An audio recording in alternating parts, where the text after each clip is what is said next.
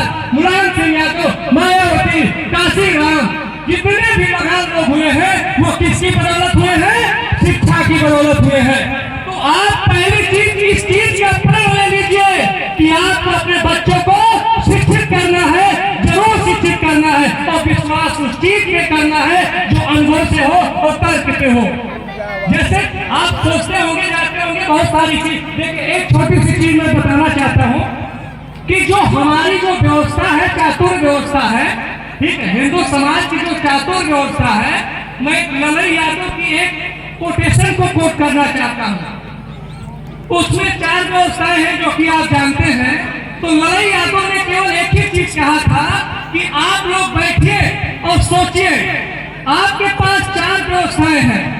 पहले पे मान लीजिए ब्राह्मण हो गए, आप सोचिए कि क्या आप ब्राह्मण हैं? अगर आप नहीं है तो उसको हटा दीजिए।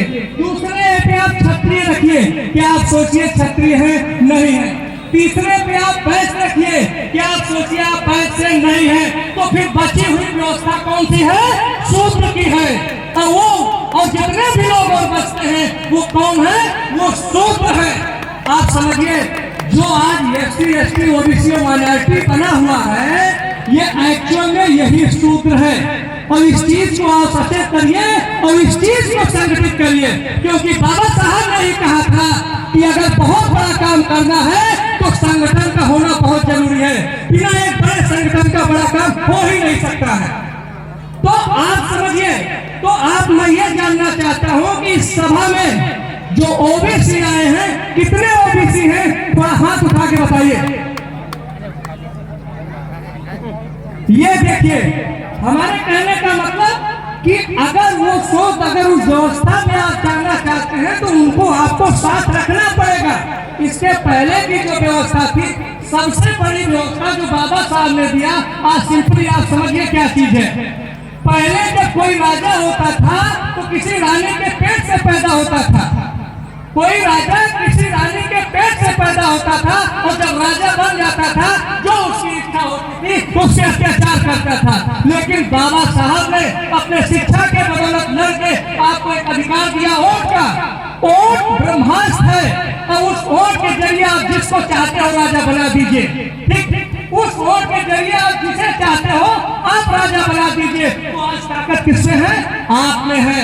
अगर आप संगठित हो जाते हैं और शिक्षित हो जाते हैं तो दुनिया की ताकत, देश की ताकत आपके हाथों में है। आज आपके बच्चे मारे नहीं जाएंगे, मोच रखने पे मारे नहीं जाएंगे, घोड़े पे चढ़ने पे मारे नहीं जाएंगे। जो हक अधिकार होगा आपको ले लेना होगा।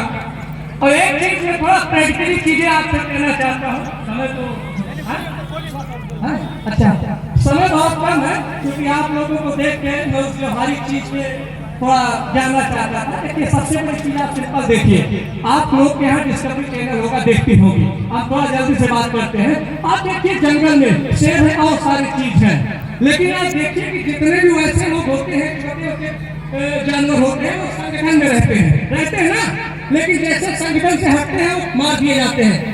तो ये मान के चलिए कि हमेशा कमजोर लोग सताए जाते हैं, मारे जाते हैं, उनके अधिकार को छीना जाता है। लेकिन जब तक आप संगठित रहेंगे आप अपना अधिकार नहीं बचा पाएंगे। आपको संगठित होना पड़ेगा, अपने को पहचानना पड़ेगा, आपको शिक्षित भी होना पड़ेगा, अपने लोगों को साथ चलना पड़ेगा, अपने लोगों को जोड़ना भी पड़ेगा। ठीक है, इसी के साथ जय बोल, जय जय। हेलो।